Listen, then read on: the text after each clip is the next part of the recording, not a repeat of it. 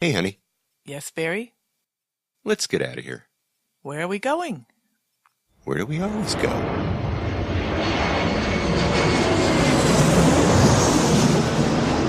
Fascina el viento, este ritmo de palmas, sin ti naturaleza, hasta encontrar la playa. Por eso grito al mundo, yo soy de Puerto Vallarta. Samba de Puerto Vallarta, noche de arrullo en el mar. Samba de Puerto Vallarta. Hello, fellow travelers, and welcome to this episode of the Puerto Vallarta Travel Show. I'm your host, Barry Kessler, and I'm just so happy to be introducing you to my favorite vacation destination. Hey, maybe it's even yours. That's Puerto Vallarta, Mexico. That music you're listening to is performed by Alberto Perez, and Alberto is the owner of the Lapa Lapa group of restaurants. Those are the Lapa Lapa, Puerto Vallarta's oldest restaurant on the famous Los Muertos Beach, and the El Dorado Restaurant and Beach Club right next door. So you can enjoy that fantastic view of the Los Muertos Pier, all lit up at night in beautiful colors, or during the day in its grand splendor for breakfast, lunch, or dinner, seated with your toes in the sand right at the water's edge. It's so romantic. It's so Puerto Vallarta, my friends. This week we are cutting out of town. We're getting out of Puerto Vallarta for a day, and we're heading up to San Sebastian del Oeste. It's a historic mining town, about an hour and a half drive from Puerto Vallarta. But first, let's see what's happening, because there's a whole bunch happening this week in Puerto Vallarta, December the 1st, 2018. It's Dia de Nuestra Señora de Guadalupe time in Puerto Vallarta, folks. And from the Banderas News, let's read. Every year, December 1st through the 12th, the streets of Puerto Vallarta come alive with festivities, processions, and religious fervor, culminating with the celebration of the festival of Our Lady of Guadalupe, known in Spanish as Dia de Nuestra Señora de Guadalupe. This important religious and social festival commemorates the miraculous appearance of the Virgin Guadalupe to a peasant in Mexico. Remember that story? Yep, we told that story last year. If you want to go back and listen to last year's episode, I'll have a link to it in the show notes. You can go and check it out. It was on the same day in 1851 that Puerto Vallarta was founded by Don Guadalupe Sanchez. Thus, the 12th of December also marks the 161st anniversary of the founding of Puerto Vallarta. How about that?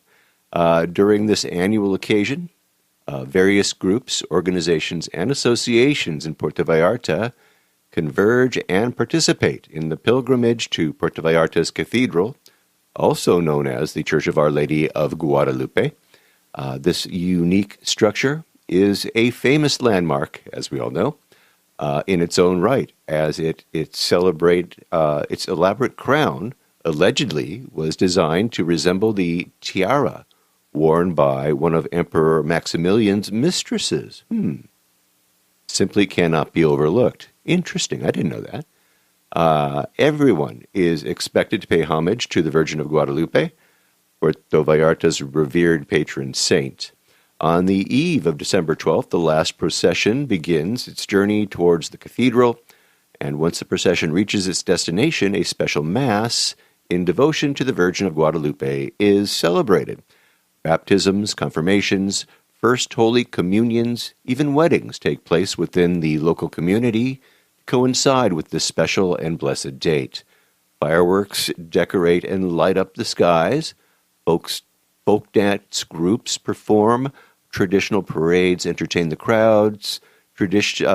People sing hymns and songs of praise in honor of the Virgin of Guadalupe. And the central plaza is filled to the brim with street vendors selling fruits, food, and other specialties. I have a link to that article. And also remember that there will be street closures all around the church for the next 12 days. and you will be hearing lots of church bells ringing all day and all night. You're going to have 12 days and nights of this, folks. It's a great time to be in Vallarta for sure, unless, of course, you love peace and quiet, that is. And speaking of peace and quiet, how about this one? Jalisco Noise Ordinance is taking effect in Puerto Vallarta, and it's affecting the new bar licenses around there. Last August, actually, August of 2017, I reported about the new laws that were coming down the pike regarding noise abatement in the state of Jalisco. And again, this August, I was looking back, trying to find the article, and there was another one written a year later, and this was in the Banderas News again from August of 2018, a couple of months back. Jalisco Congress approves statewide anti-noise law. This is by Victor Baum of the Banderas News. And he writes that the Jalisco State Congress Chamber of Deputies has approved a new anti-noise law, a statewide ordinance that aims to cut back on the noise emitted from both businesses and private properties. Noise pollution will be regulated through municipality set schedules and decibel limitations. This new body of laws also prohibits fireworks and pyrotechnic displays after 9 o'clock at night unless previously authorized by a competent authority. City inspectors, or regulamentos, will make the rounds to verify that bars or restaurants comply with the norm and will measure the decibels with a monitoring system that, under the new law, must be installed by each business. Well, that's interesting. The law establishes sanctions of up to 50,000 pesos to businesses that fail to comply with the official technical standard in decibels, and the withdrawal of businesses' licenses if there are 3 offenses within a period of 1 year. Currently, it is within a period of 2 years. In cases of municipal jurisdiction, when the infraction is committed in a private home or property without a commercial license, the municipal authority must go to the address and issue a warning. If the noise does not cease within a period of 30 minutes, administrative arrest may be imposed for up to 36 hours, or a citation may be issued that includes a specific day and time to stand before a judge who will determine the nature of the crime and the amount of the corresponding penalty. The law will come into force after its publication in El Periódico Oficial El Estado de Jalisco, the state of Jalisco's official newspaper, at which time each municipality must reconcile their city ordinances to comply with the law. So this is very, very interesting.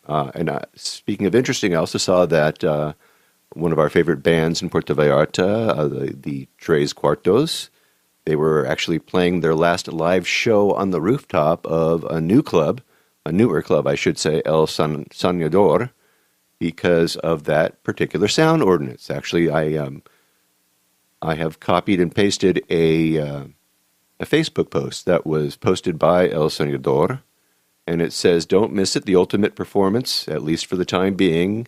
La Tres Cuartos is in the house tonight for what is their last performance at El Soñador for the foreseeable future. Jalisco is implementing the new noise laws, and we can no longer get live music licenses. Although we find that very sad, we respect their decision. We thank Wario and his crew from the bottom of our hearts for all the brilliant performances over the past few years. They have become really good friends to the El Soñador family and clientele. We will miss them and wish them every bit of good luck in their endeavors." So I reached out to talk to Ivan over at El Soñador, and he declined to talk to me about the situation, at least for now. What a drag. I mean, I know what he's going through. I understand that he doesn't want to talk because, well, I'm sure he's trying to figure out a way to make this work, and I'm going to get some clarification as to what all this means for the live music scene around the Bay, especially in town. But I imagine that because that particular venue over at El Soñador is outdoors, it's on a rooftop, and it's kind of in the middle of a business and a residential area. That may have had something to do with it, but I'll be reporting back to you as soon as I have more. We'll be talking to some friends, maybe some bands, and find out if they can shed a little bit of light and see how that will affect things like, well, the fireworks shows that we have, with the Margalante out there.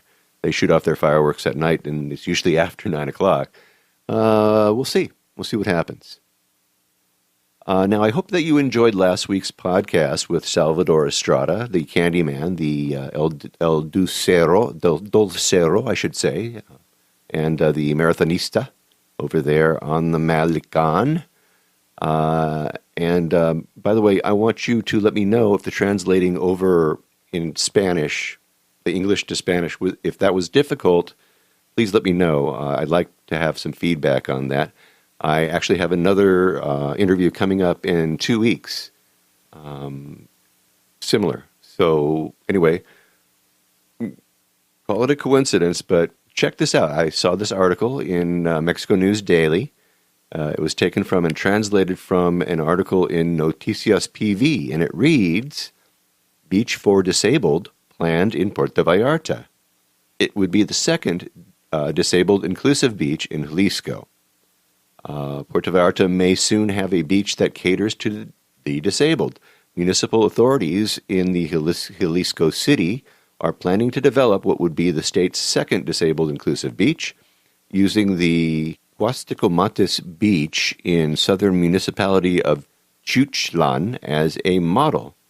Huastecomates became the first such beach in Mexico 2 years ago through a 40 million peso investment, which equals $2.3 million US at today's exchange rate, that converted the small coastal town's infrastructure, leaving it ready to receive disabled visitors of all ages. The plan is now to repeat the mostly successful results obtained at Huastecomates at a second beach in the state. Huastecomates offers signs in Braille, handicapped access, wheelchairs for the beach, amphibious crutches, specially designed vessels for snorkeling, and other amenities. Now, I have a link to that article as well as the Noticias PV article. So if you want to have a look at it and see what that looks like, that's pretty good. How about that, Salvador Estrada? Vamos a la playa, amigo. All right. So last week I spoke very briefly about an application called WhatsApp. I used it the other day to talk with Salvador Estrada, actually. We're talking about him now. From my place in Los Angeles. We were talking from my place to his place on the Malecon in Puerto Vallarta, as a matter of fact. And it was a great connection. Look, if you have a bunch of Mexican friends, it turns out that they love this application. It's called WhatsApp. And you may have had one of these Mexicans ask you if you have WhatsApp, right? Well, if you do have lots of Mexican friends or expats living in Puerto Vallarta, you might think about downloading this application to your phone and computer. So what is WhatsApp anyway? Well, WhatsApp Messenger is a free application, lets you send text messages and photos and videos from your smartphone, bypassing your wireless carrier's SMS and MMS charges. And after a year of use, you pay $1 a year. That's it.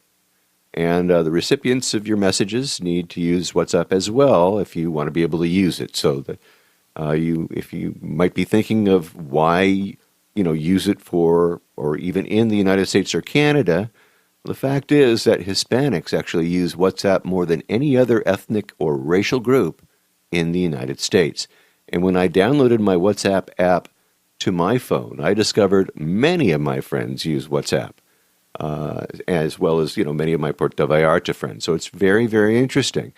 And Facebook must think that it's pretty cool because they just bought it for 19 billion buckaroos, folks. So anyway, What do you do with WhatsApp, and why do Mexicans love it? Well, as I said, it lets you send text messages and photos and videos from your smartphone. It also is available on all different kinds of platforms like your Android, your Apple phone, your BlackBerry, many others. There are no ads, and they have a no ads policy. And then lastly, it's widely used, as I found out when I uploaded it onto my phone. Currently, it has about 450 million monthly users, and of those, 320 million log into the app daily, according to WhatsApp. By the way, I have an emergency number for WhatsApp. It's specifically for use in Puerto Vallarta. If you happen to be harassed, or you see the cops harassing someone else or shaking down someone, or even you, some no good Nick working under the color of authority in Puerto Vallarta, I have this hotline number. It's 52-322-245-0600. And when you text to that number, there will be English-speaking contacts. They will be there to receive your messages. I have, like I said, all this in the show notes. So download the app. I have it, and lots of my friends do. Add that number before you go to Puerto Vallarta, and check out how many of your friends and your contacts are using WhatsApp. Also, I see that the Candyman Salvador Estrada now has a Facebook page, so you can find him in Facebook. Pictures are there. I'm sure he'll give us all kinds of updates as to what's going on with the Mexico City Marathon that way. And remember to drop him some dough so he can, make his second Mexico City Marathon trip. He's got a pretty good sized support team. Most of them are his amazing family. But when you see Salvador on the Malecon, buy some candy from him. Slip him 100 pesos. It's like $5, you guys. And, tell him it's for the Mexico City Marathon in August. And not only will he get a big kick out of that, but, hey, guys, he needs it. So go ahead, hunt him down, give him some cash, get him going. What a great story. If you haven't heard that story, then get going and listen to it. It's last week's episode. Now, in its 9th year, the Southside Shuffle is back on Basilio Badillo in downtown Puerto Vallarta. Every other Friday from 6 o'clock till 10 o'clock, you'll find friends and neighbors and musicians while you're wandering up and down Basilio Badillo, stopping to visit the participating businesses that offer refreshments and a festive shopping opportunity. It's a great way to hang out, make new friends. It's not an art walk, but there are lots of galleries out there that participate, so you might want to go and, like I said, check it out. You can explore the art galleries, the shops, the boutiques. They all offer some great fine art, Mexican pottery, folk art, jewelry, resort wear. You can stop for a bite to eat or a cocktail, a conversation or two. You can even dance in the street to music performed by some of Puerto Vallarta's most popular musicians. So anyway, the fiesta hits the streets of Basilio Badillo and Constitution every other Friday from 6 o'clock until 10 p.m., so make plans and come on down and be part of this great party. These begin. Let's see here. There was one in November, yesterday, and then we have one on December 14th, again December 21st, 28th, and then in January on the 11th and 25th, February on the 8th and 22nd, March on the 8th and 22nd, April 5th, and then that would be it. But go on down there. The Southside Shuffle is a whole lot of fun. All right, and TED Talks are pretty interesting. We've got a good one coming up on Tuesday, December the 4th. We talked about Catherine Caldera talked with us a little bit about TED Talks. And over at the Boutique Community Theater from 11 a.m. until 1, they're going to be talking about the myths and truths about residency in Mexico. They're going to have Bill and Amy Triplett, immigration facilitators, and they're going to be there. Read a little bit about Amy and Bill. Inspired by their own struggles with the process, Bill and Amy Triplett started a service helping others with issues related to immigration. They can assist people who want to live legally in Mexico for more than 180 days and in obtaining their green cards. The triplets run their business in an office at the popular gringo hangout Captain Don's in Puerto Vallarta. Married just 2 years ago, the triplets are offering an informational session, followed by the valuable opportunity to ask questions. They can also address individual inquiries, such as the process of moving an elderly parent to Mexico. Information is in the show notes and links and all that stuff. So, check them out. I think that might be very, very interesting if you're in town to see what's going on there. And if you aren't in town, you know what? I might want to have Bill and Amy on for an episode just for a refresher. But if you are in town, like I said, get on down there. That TED Talk should be pretty interesting. Now, let's get on with the day trip to San Sebastian del Oeste. San Sebastian del Oeste sits about 4,850 feet above sea level, and it has a population of less than 1,000, according to the Wikipages. And for a little history, I'll just go over to the UNESCO webpage and see what the folks over at the United Nations Educational Organization have to say about the place. On January 20th, 1605, the mines of San Sebastian del Oeste were discovered, and consequently the town was founded. Since then, the town has a close relationship with its surroundings, which cover more than 1,970 square kilometers. The town itself now spreads over 37 partially settled hectares. San Sebastian del Oeste was one of the main mining centers in the New Spain during the colonial period, and by 1785, 10 gold and silver reduction haciendas and nearly 30 mines had been established there. The small town became a city in 1812 and reached its full maturity at around 1830. San Sebastian's productivity was halted by the 1910 military revolution, and soon after, foreign companies in charge of mining works moved into other areas, and the last mine was abandoned in 1921, and then San Sebastian fell into complete oblivion. Nowadays, its main economic activities involve agriculture, stock breeding, and increasing tourism, and to a lesser degree, forestry. Now, I had been hearing all about San Sebastian from many of my interviewees, including JR as well, and everybody just loves the place. And it was hot, and it was early October, so it was about time that I headed for the hills, and I checked out this place, San Sebastian. Now, there are many modes of transportation that you can use that will get you to San Sebastian del Oeste from Puerto Vallarta. Vallarta Adventures runs tours up there. You can have a guide and a van from Superior Tours Vallarta take you up there. If you have a car rented for your stay, something that I never do, but many insist on doing, and if you have your own car, well, that, my friends, is an excellent way to get to San Sebastian. It's easy to go. The road is not hard. It's not nearly as difficult as I had been made to believe, or led to believe, I should say.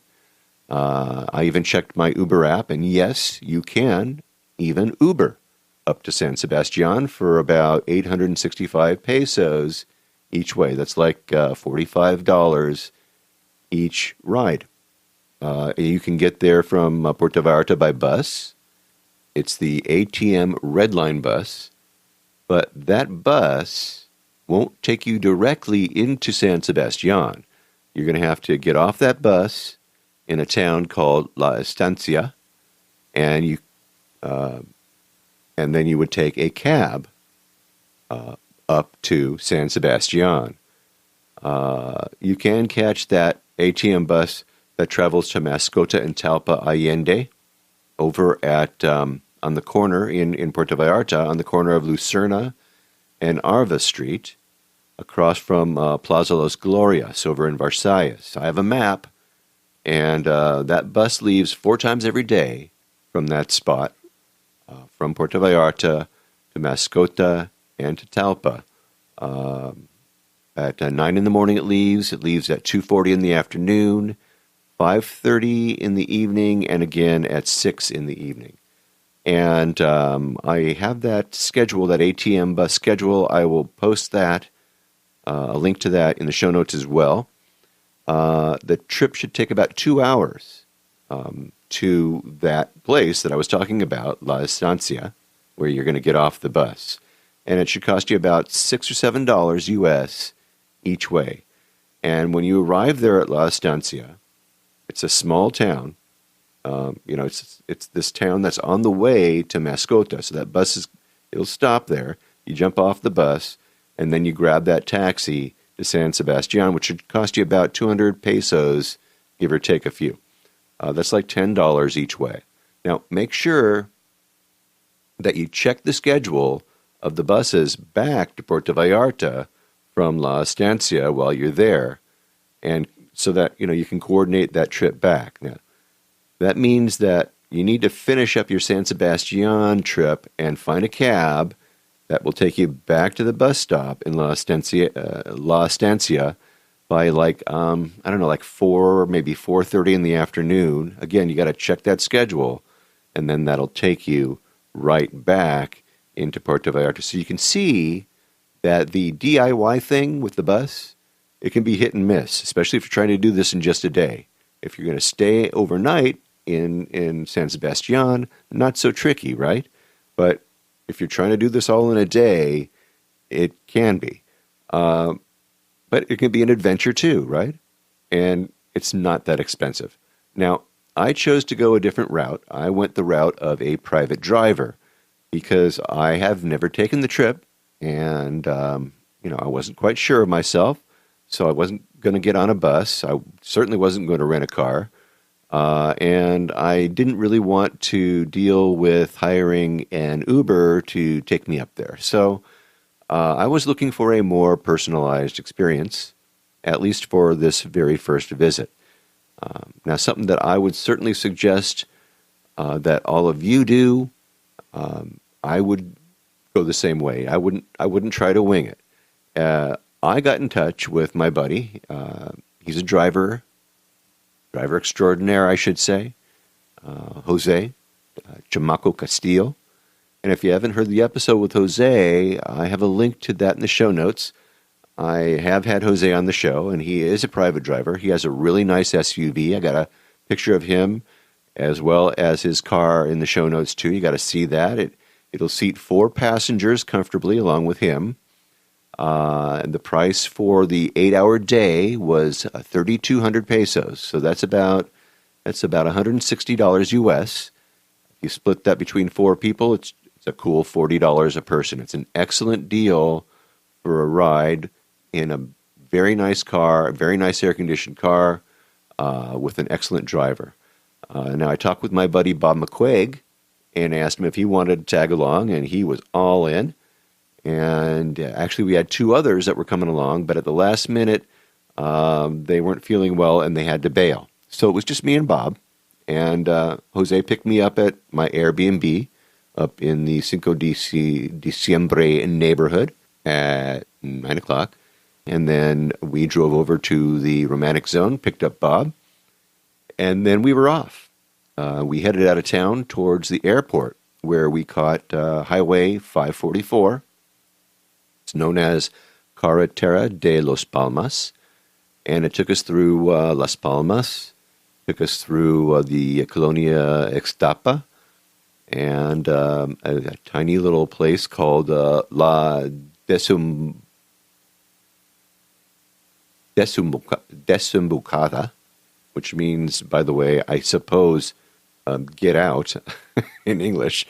And with a population of 652, it looks like most of them have actually done that. No, really, it's a beautiful, beautiful place. Anyway, then we turned up into the hills, and, I got to tell you, the scenery, it was lush, it was green, and the road was very, very good. There were a number of roadside eateries that looked very interesting. You know, you look at those, you look out the window, and you go, "Oh, wonder what that's like." But I knew that Jose had a place in mind for us to have breakfast, so I just kept my mouth shut. I figure I can go back. I can go back to any of those places anytime because they're close enough to Puerto Vallarta to go by either bus or Uber, and yeah, I want to go and take another adventure over there. So that'll be another time. We'll see how that goes. Anyway, we hit another sweet little town called Las Palmas de Arriba, population of 3,600. And then up further, we pulled over on the side of the road at a little shrine.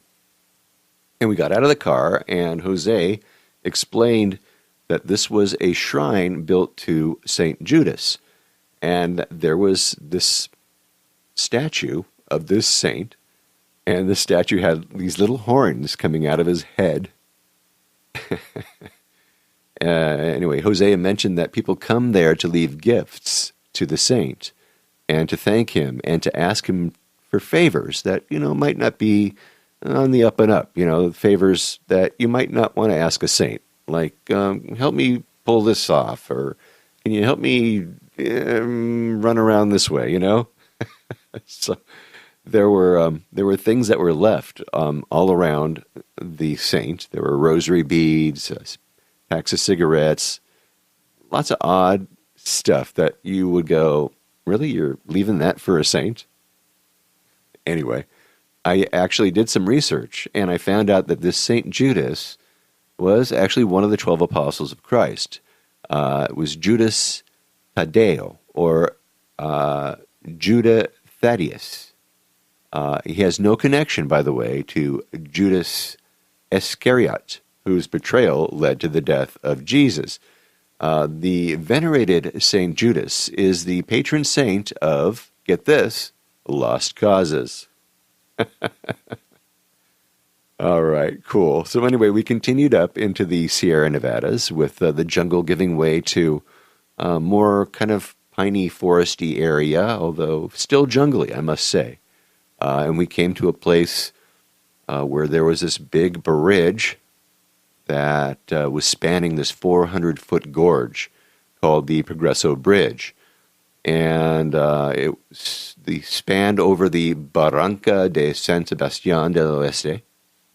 It's a beautiful spot, and just before you cross that bridge, there is this cute little bakery, and there's like a little market there and another little restaurant there. I think that that market and restaurant are there specifically for tour buses that come up, because they didn't look like they were very busy, but they looked like they were built for like a big group to come on over and sit down there. But right next door to that was this little panderia called Panderia Carmen, and we were introduced to Carmen by her helper.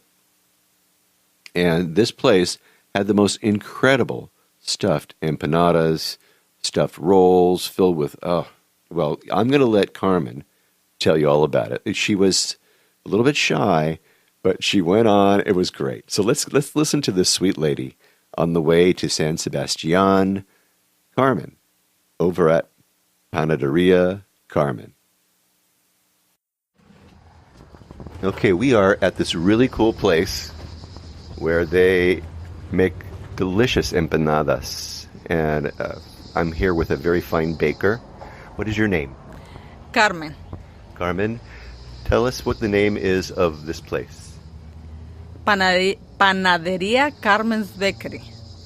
And Carmen, tell us what kind of pastries and empanadas you make here. I make empanadas. The flavor, strawberry, pineapple, guava, vanilla, and caramel. And the traditional Mexican bread, conchas, shells,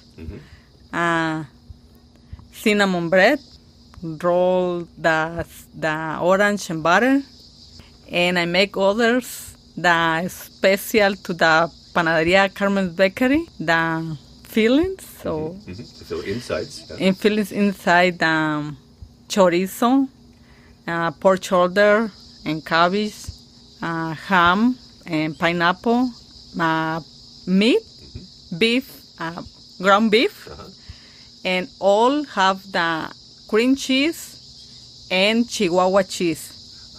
So the Chihuahua cheese, gives it that special thing on top of the cream cheese? Yes, it's mixed all, no, inside. Yeah. It tastes delicious. They're so good. I have the more special is my creation, the original recipe by me is the muffin, the chayote muffin is the squash family. And So this is chayote muffin. That is kind of interesting because usually you use chayote when you're cooking and you're making a soup or whatever it is, but you're actually putting this into the muffin. yes, And that makes it special. yes. Yeah. And too many people come and ask for the muffin. Really? Yes. Yeah.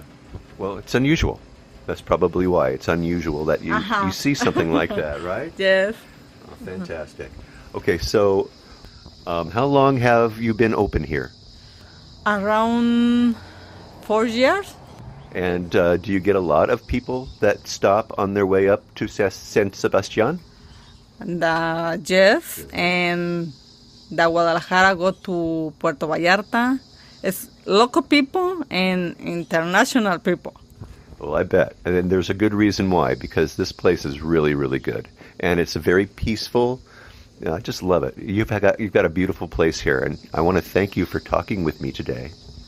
Thank you, no, thank you. Gracias de parte de Panadería Carmen's Bakery and y de mí. You're very welcome. You're so sweet. Thank you so much for taking a little time. I know you didn't want to do this. You're a little shy, but you did perfect. Yeah. Oh, muchas gracias. Muchas gracias. Oh, she was so cute. And the pastries, the empanadas, so good, you guys. Savory, sweet, the combination with the cheeses. You got to stop there. And by the way, if you're going to be taking that bus, that Talpa Mascota bus, it doesn't stop there, okay? Just saying. Anyway, Bob and I took some pictures, and I'm going to try to get a video from Bob that will totally crack you up. It shows the gorge and the bridge, the little grocery store next to the bridge. Anyway, you need to stop in and you need to see Carmen on the way up. I have her place marked in the show notes, so check it out for sure. We proceeded then into the town of La Estancia, where we made a turn off the highway 544, and we headed up the road at the Crucero a San Sebastian. And the rest of the way, we kind of winded our way up to San Sebastian. It wasn't too bad. The road was nice, but it was a little windy. There was an old airstrip on the way in. I got a picture of that. You can check that out. Our first stop was a coffee plantation called Café La Quinta Mary. They had a hands-on plantation there where they grew and they picked and they dried and they roasted their own coffee right all there in one place. We looked around for the tour guide, but he was busy eating. He kind of waved us off. I think he was waiting for another tour to get here. So we gave ourselves a tour with the aid of Jose and Bob doing his best ad-lib work. And I loved Bob. We had a great time. Anyway, we bought some coffee for some friends. After the tour, giving the self-tour of the place, hopped back in the SUV, and we made our way past a tequila tasting place and a beer brewing place and into the main square. And it was very, very quaint. The town is, I don't know, it's Mexican, right? It's got cobblestone streets. It's got narrow, windy, ancient-looking streets, ancient-looking buildings with stone walls covered with moss, old, beautiful homes, even some newer homes. It was actually like stepping back hundreds of years into a place that time forgot. It's a beautiful, beautiful, beautiful place. If you've got a camera and you like to take pictures, you're going to go wild taking pictures of San Sebastian. We walked past the church. We wandered past an old hacienda called Casa de los Recuerdos Familia Salgado, where we met this very lovely lady who gave us a tour of her family home, this 400-year-old home. And she's pointing out places across the street and explained that there's little holes at the tops of the buildings where people used to aim and fire their rifles from at invading cristeros who were looking to recruit some of the young men in town. She also explained that her place was thought to be haunted. Although she lived there, she showed us where some unlucky miners were strung up in a room. Well, it was a stable, actually. It was attached to the building. But it was very interesting. She showed us how the hinges of the very large doors still functioned after hundreds of years. Very, very interesting indeed. Her tour was given in Spanish, so it was not, it wasn't for you English speakers.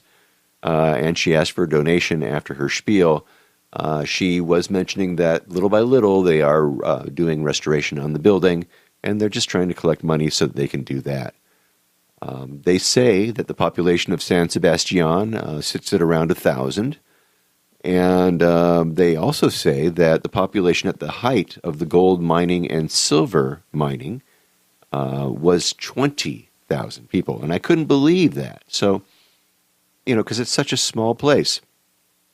But then it got me thinking, and I looked over at the statistics for what was happening in Virginia City, Nevada during the gold and silver rush and what the population was and is today. And today it sits at 855 people.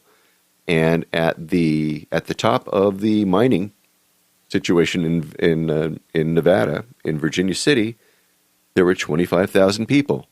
And that was at around 1870. So think about that. There was about a 30-year difference in history, and about the same kind of thing was happening down there as was happening up in California. Very, very, very interesting. We moved on to a little market where we stopped for a soda, and we were joking around making our purchase. There was this young lady was noticing me and Bob, and we were wearing our Puerto Vallarta travel show t-shirts. And she says, "Hey, are you guys the one that do the podcast in Puerto Vallarta?" And of course I said yes. And she said that she listened, and she suggested that maybe we interview the lady who ran the shop. So I asked the proprietor if she wanted to talk, and she said no. So I looked at Marissa, that's her name, Marissa, and I said, "How about you?" All right, so let's hear from Marissa. She was great. Let's hear from her right now.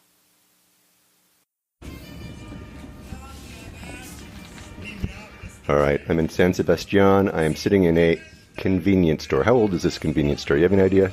I have no idea. No, I'm going to make it up. Okay, I can't remember. Old as dirt? All right, who are you? What's your name? Marissa. Marissa, where are you from? I am from New York, and I live both in Vallarta and San Sebastian. Okay. All right. So what are you doing in San Sebastian? Enjoying the peace and quiet and the climate, obviously, which everybody says. But we also have a charcuterie business, sort of, very small charcuterie business. And we first came up here and we're really attracted to it because it has this really nice climate with humidity and the proper temperature, whatever. But yeah, after a... All right, I'm going to stop you. What is a chacuria? Charcuterie. Cured, smoked, anything cured, smoked, air-dried. Okay. Yeah, any foods that are cured, smoked, air-dried. Okay. And you do that here? I would be lying if I said I did it. My husband does it, but I help do it, yes. And that's here. You don't do it in Vallarta? We have done bits of it in Vallarta. We used to work the markets. We did La Cruz and the Central Market.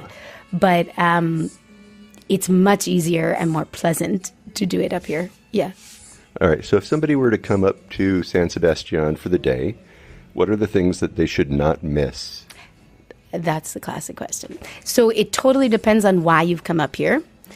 The scenery is gorgeous, obviously, and the climate is really agreeable for seeing it. So at the Tienda Don Chavez, they do rides up to the Bufa And that's like supposed to be awesome. And you take a beautiful drive up in the back of a truck and then walk a little and you get up to the most beautiful scenery and this gorgeous view. And you can see all the way to Vallarta, supposedly. That's a really cool experience. So where do you catch that? They do se llama Tours Colibri. Okay. It's the Portal de Chavez. It's next door. It's just right there. Do you know how much they charge for that? I don't. And I think that you can, like kind of everything else, sort of talk about it. They have a base price, and then depending on how many trips they're doing or how many people you have, you could probably negotiate that. Okay. That's an awesome thing. You mentioned Montebello. That's an amazing experience and a beautiful place. And that building, I think, is one of the oldest buildings in San Sebastian, and and the food is outrageous. You'll never eat better lasagna, pizza, cannelloni. What else should you not miss?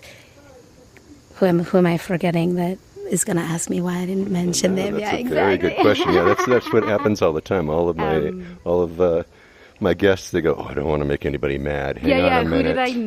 Who did I not mention? No, there's a number. I feel like the best answer is if you come up here thinking that you're gonna like have something to do, then it's the wrong trip. Like if you come up here thinking we just kind of got to kill a day in a beautiful place and see where the day takes us, it's probably a good thing to do.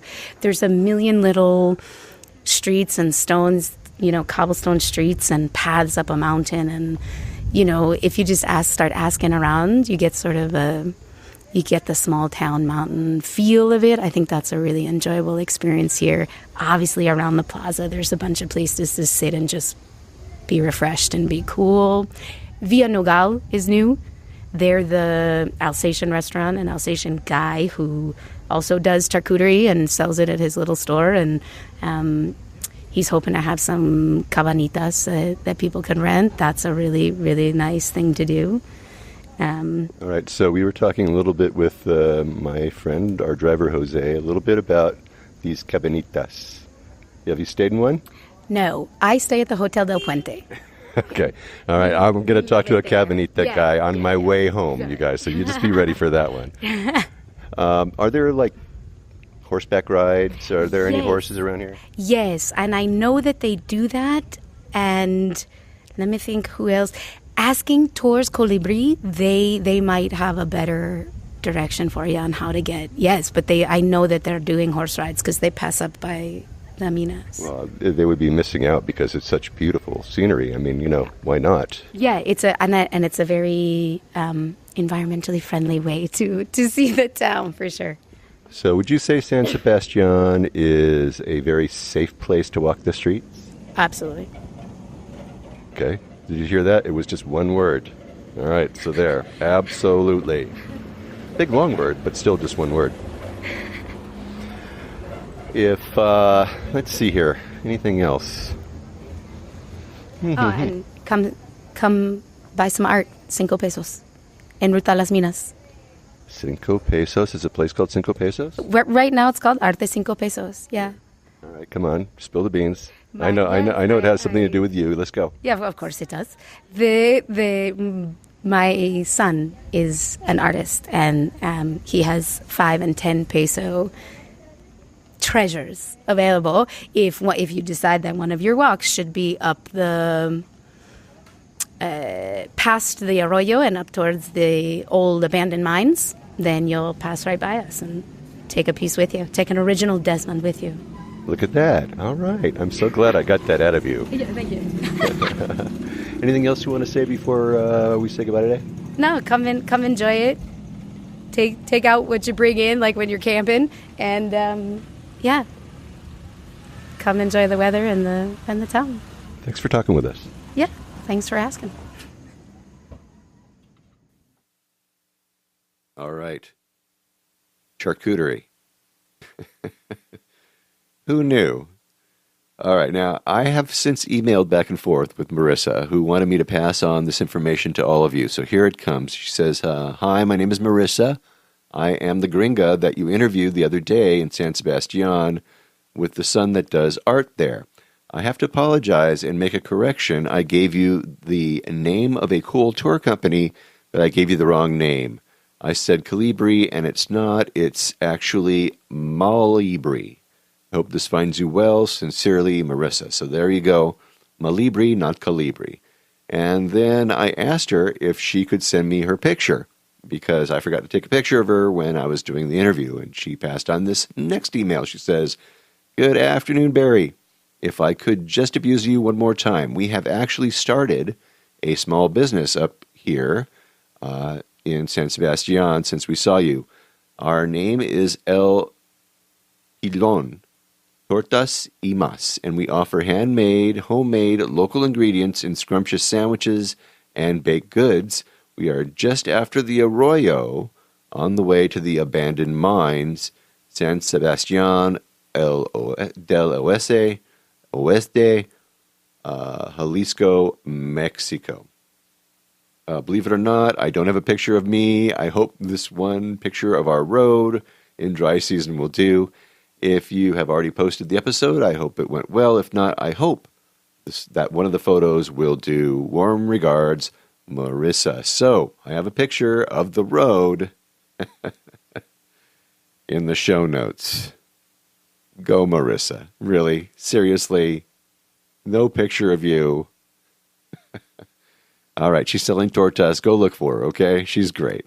All right, now, I'm walking through this old town, and I'm thinking to myself, I'm walking through these old homes, past these old homes, and these old casas, and I'm thinking, this is like their version, like a little Mexican version of Williamsburg, Virginia, except for it's a wannabe Williamsburg, and thank God, because Williamsburg is awful, right? I mean, there's just so many people, it's so crowded, and here there isn't. You could just wander through these streets, these hundreds years old streets, these beautiful cobblestone streets, and it's just marvelous.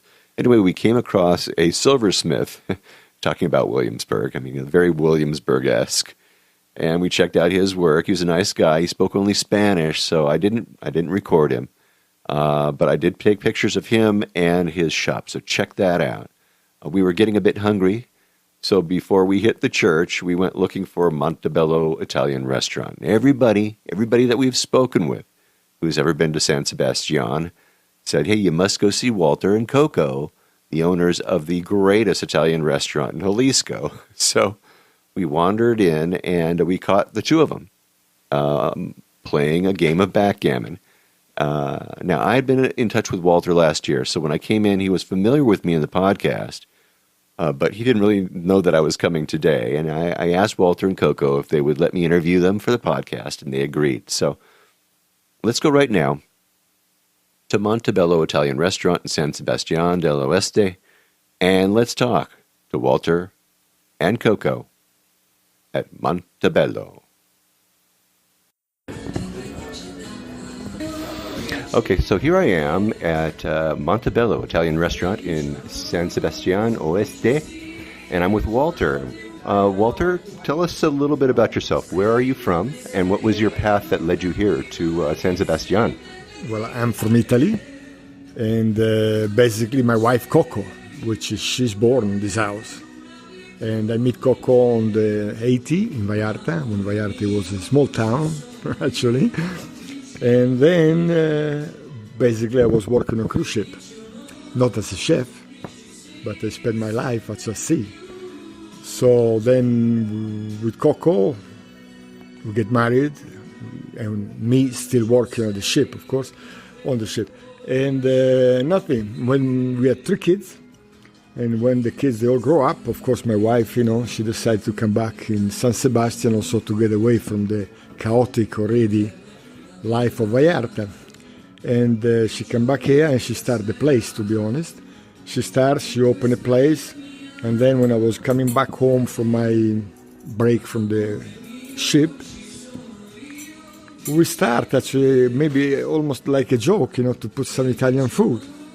Until until she called me, she said, no, you have to come because there are things. Well, at the time, San Sebastian, we had no road, because the big bridge that you cross on the way up, they've been built on 205, and after that they pavimented the road also from there up to San Sebastian. So San Sebastian as a village, you went to sleep basically. On the 70, late 60, everybody left. Most of the people back in the state. So people here never did anything, by living with the money they were sent to them. So Coco, she was, I should say, she was one of the pioneers to bring people here. For San Sebastian, it was not very well known, even for the Italian, for the people from Vallarta. So then when we start to make the road, when they make the road and we start to do it, I basically start on 205 here, where I quit the ship life, and then we start here, me in the kitchen and Coco outside. And thanks to all the friends that Coco knew from Vallarta, she started to promote the village actually completely. Actually, in the beginning, we also organized a couple of events in San Sebastian. One of them, it was the first concert of music, classic music, which we brought the Philharmonica from Guadalajara. And then at the time, we did the first dinner here for everybody. So then starting from that,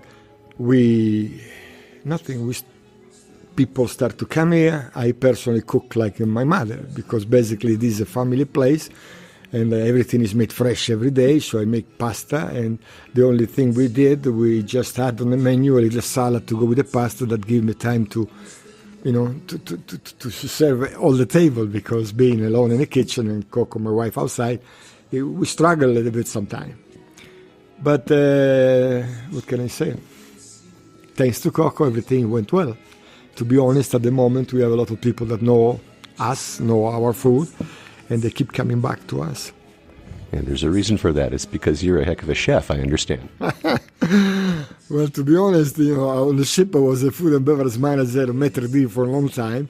I was running a restaurant, of course, but this food is completely from my mother.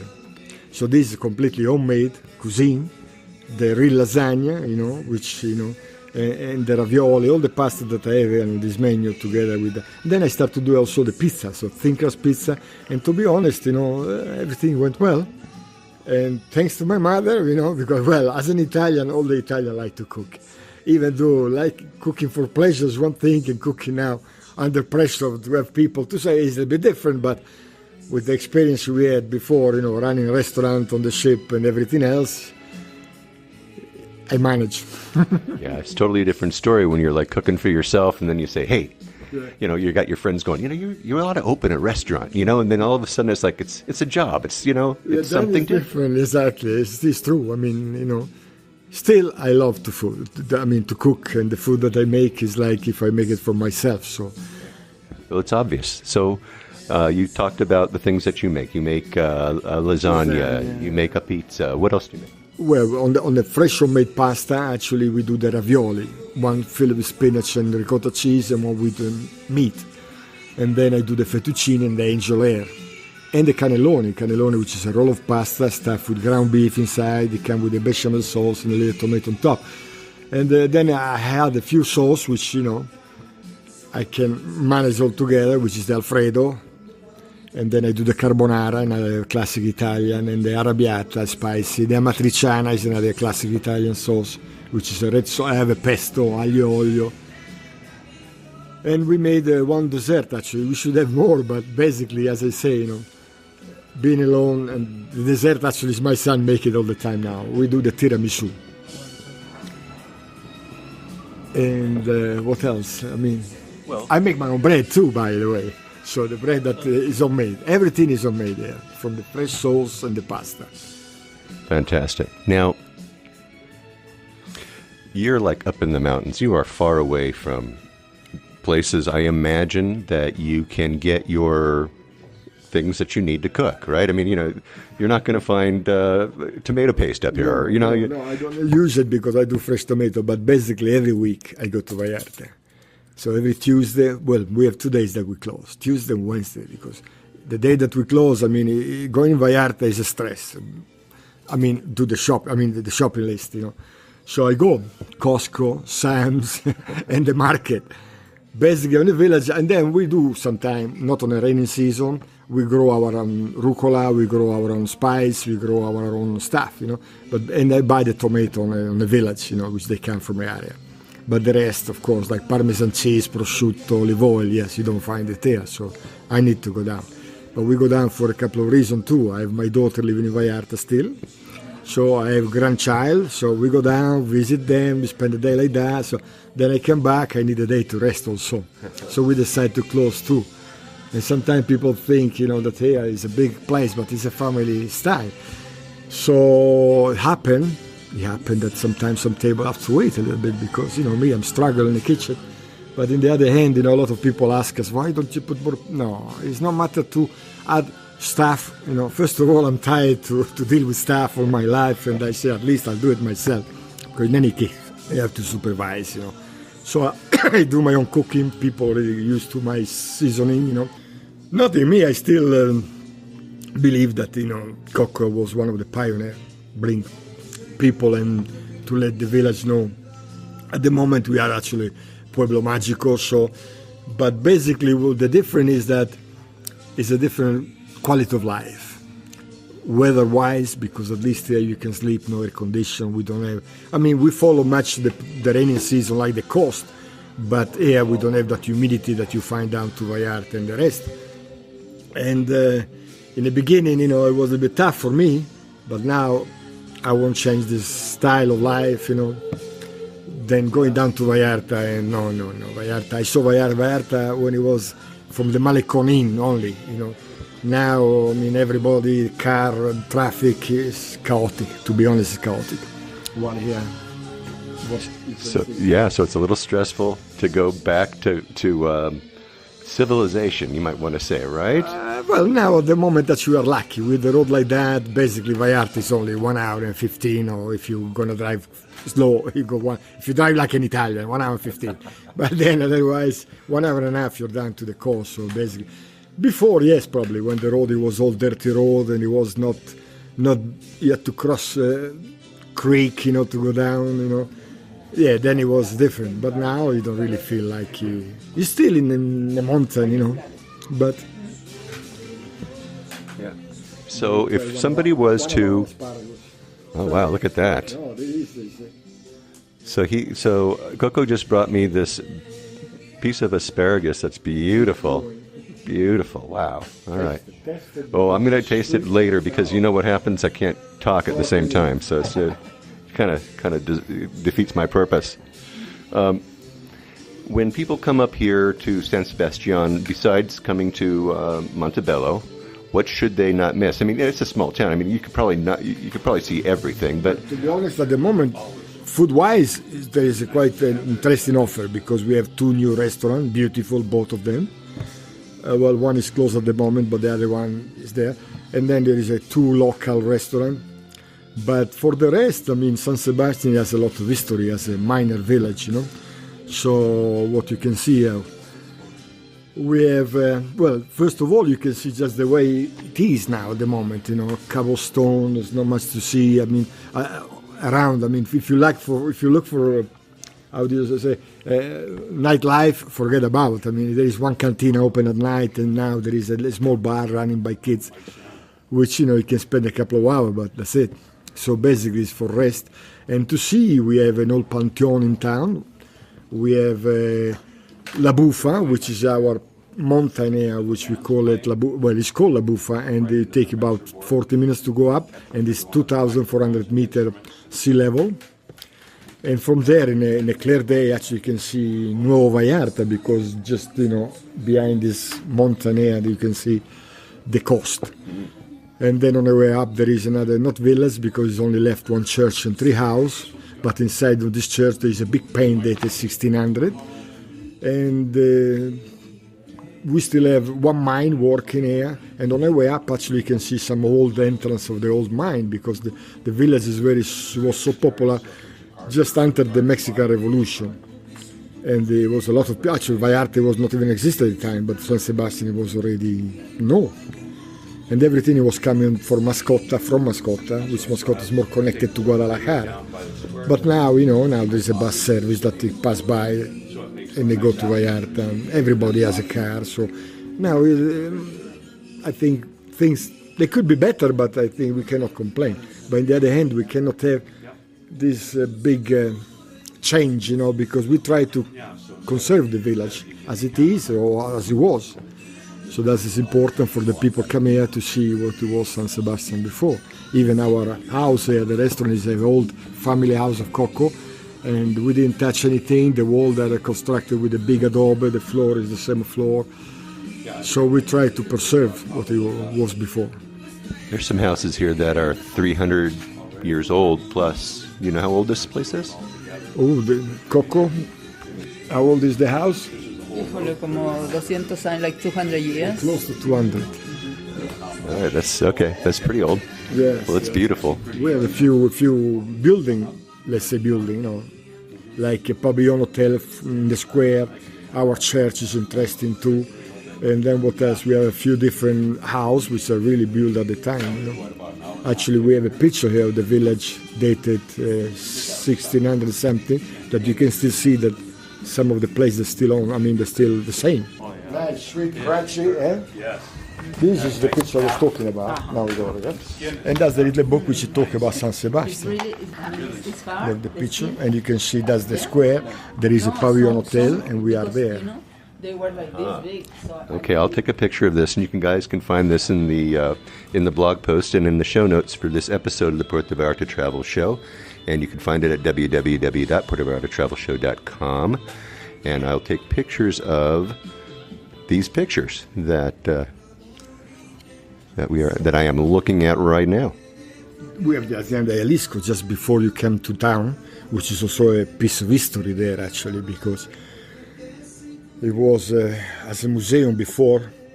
Now, unfortunately, we don't have left many of the things that we saw when we first came here, but one of the entrances of the mine, all the mine listed. And this is the Panteon, Viejo Panteon, which is in town, and there is some of these... Some of the old graveyard. Yeah. All right, well, I'll have pictures of those in the show notes, so you guys want to definitely check those out. Now, because you two work together, you don't really have issues with having to find employees, right, to have to deal with. Well, yes, even though it's not easy, being 24 hours together with your wife. But especially for me, that I wasn't not all the time home. But we managed, to carry on and make it, I should say, success, because we have a lot of people know us, and they keep coming back to us, and it's nice to see that, business growing. Yeah, and well, my listeners will definitely be coming and seeing you this winter for sure. Okay, so how is it that they can find you? Are you where are you? No, actually, we are in TripAdvisor, even though we don't manage the page, but we use Facebook, especially for people who want to get in touch with us for reservation, beside the phone number, of course.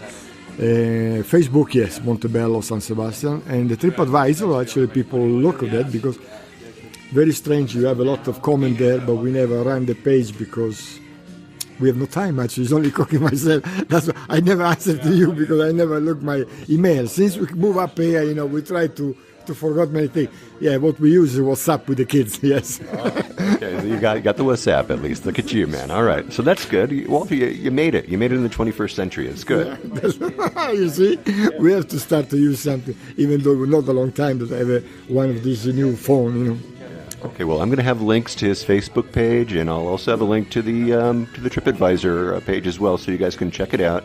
You can see all the cool things that people say about Montebello, and I just got to thank you for just taking a little time out of your day and talking with me and letting me introduce you to my listeners. I really appreciate that. I thank you, for coming to see us, because I never really get in touch with you since you asked me before, because I was so busy and time goes so fast here, we are in the middle of the mountain, so okay. But thank you very much, and I hope actually you're going to try some of my food before you go. I'm going to do that, absolutely. Thanks again. Thank you, Coco, too. Now, make it speak. You're welcome. Say something. Such a wonderful couple. Now, after the interview, I asked Walter to make a suggestion for us, and we ended up ordering a pizza and some ravioli and lasagna. And we all split it all up, and we just had the greatest time. And the food was so good. And man, anyway, I have a picture in the show notes. I'm just getting hungry just talking about this. Excuse me a minute. All right, getting a little emotional here. Anyway, I have a picture of it in the show notes, so check it out.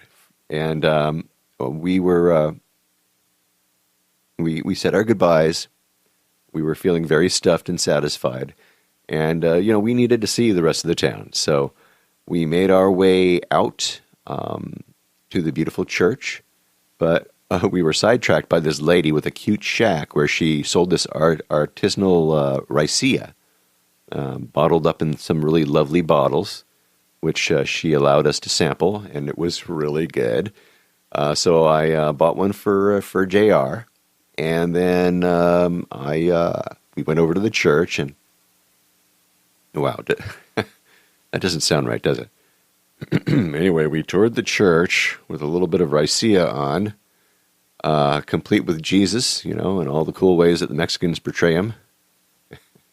Then beautiful. By the way, the church was gorgeous. The ceiling, check it out. The ceiling is painted beautifully.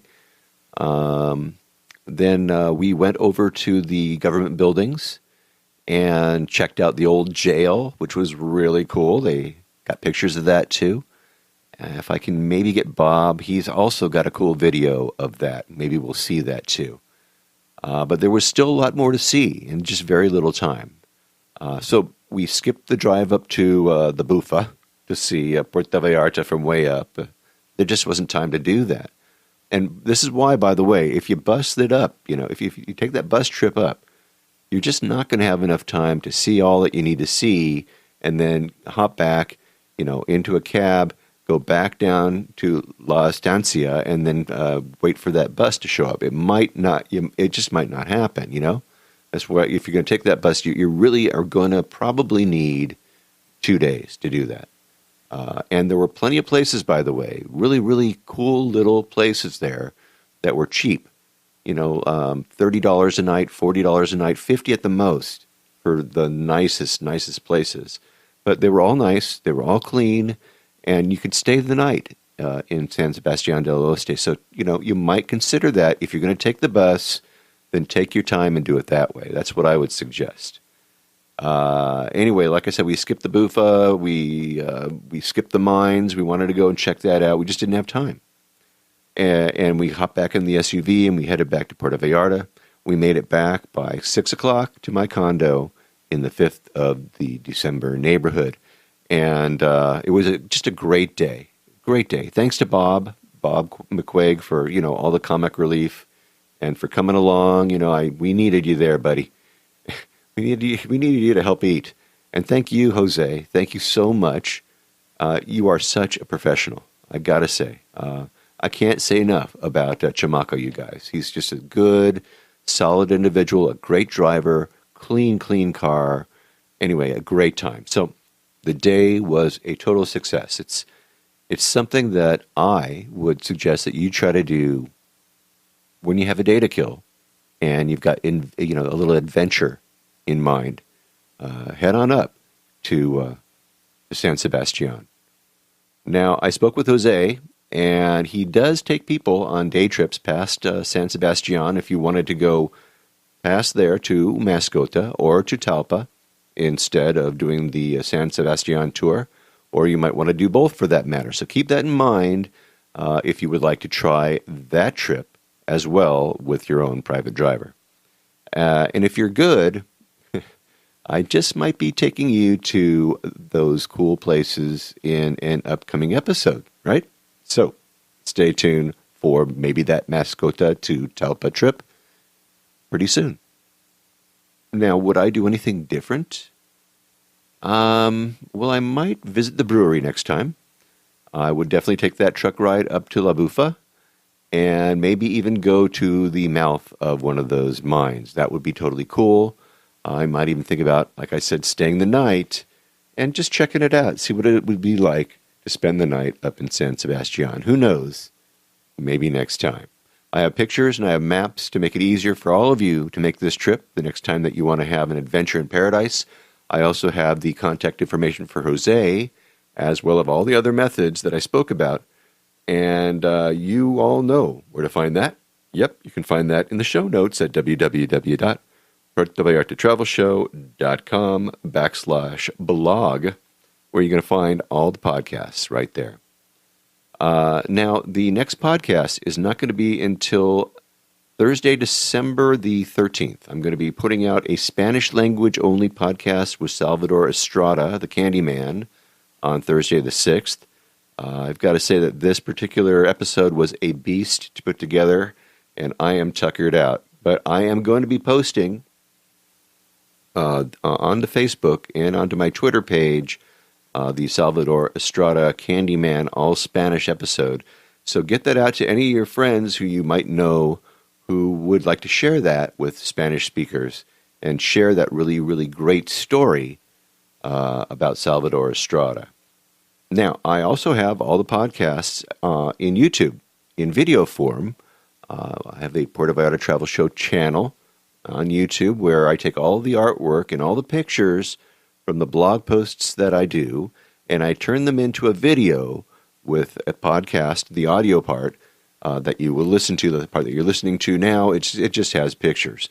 And so, if you want to share that link with some of your friends, that's a lot of fun. It's a different way that you can listen to the Puerto Vallarta Travel Show and get your Puerto Vallarta fix. And I'm looking forward to getting my Puerto Vallarta fix in a couple of weeks, and I just can't wait. I know how you guys feel when you do the same, I'm sure. Listen, stay tuned for the next episode. We're going to be taking you on another trip out of Puerto Vallarta. This time we're going to go to El Tuito, to a cool bird sanctuary called Rancho Primavera. Then we're going to go to Maito for an overnight stay at a really cool place that you'll find out all about. You're not going to want to miss that adventure for sure. That's going to be coming up, as I said, on the 13th of December. And wow, this has been a long episode. So that should do it for this week. Stay tuned for more on-the-ground reports from Puerto Vallarta, Mexico, travel tips and great restaurant and excursion ideas, and more. But until then, remember that this is an interactive show where I depend on your questions and your suggestions about all things Puerto Vallarta. If you think of something that I should be talking about, well, please reach out to me by clicking on the Contact Us tab and sending us your message. And remember, if you're considering booking any type of tour while you're in Puerto Vallarta, you must go to vallartainfo.com, that's JR's website, and reserve your tour through him, right from his website. Remember, this is a value-for-value proposition, my friends. His experience and on-the-ground knowledge of everything Puerto Vallarta in exchange for your making a purchase of a tour that you would do anyway. You're just doing it through him as a way of saying thank you. Thanks, JR, for being our guide. It costs no more than if you were going to use someone else, so just do it, really. And when you do take one of those tours, email me about your experiences. Maybe you can come on board and share with others what you liked or didn't like about the tour. Again, contact me by clicking on the Contact Us tab and sending off a message. And don't forget his DIY tours, his maps, his revitalized happy hour board, and more. I have links to all of those in the show notes, so check those out for sure. And once again, if you like this podcast, please take the time and subscribe. Give me a good review on iTunes if you would. That way we can get the word out to more and more people about the magic of this place, Puerto Vallarta, Mexico. Remember, I made it easy for you to do just that with each episode I create. But if you haven't been to my website, you really need to have a look there. I have links to the places that we talk about, interesting pictures, and more right there in my blog posts and in the show notes for each episode of the show. So check them out for sure if you haven't already. All right? All right. Well, thank you, Carmen, at Panderia Carmen in La Estencia, next to the Progreso Bridge. And thank you so much, Marissa, the mystery woman of San Sebastian. Thank you, Walter and Coco at Montebello Italian Restaurant. People were right, you guys. Walter, Coco, your food is the greatest. And thank you, Bob McQuaid. You're the greatest wingman a podcaster could ever have, dude, man. And thank you very much to our fine driver and my buddy Jose Chamaco Castillo. You and your vehicle are the best, amigo. I have all of this information in the show notes, so check that out. And thanks to all of you for listening all the way through this episode of the Puerto Vallarta Travel Show. This is Barry Kessler signing off with a wish for all of you to slow down, be kind, and live the Vallarta lifestyle. Nos vemos, amigos. Samba de Puerto Vallarta, noche de arrullo en el mar. Samba de Puerto Vallarta, noche de amor junto al mar.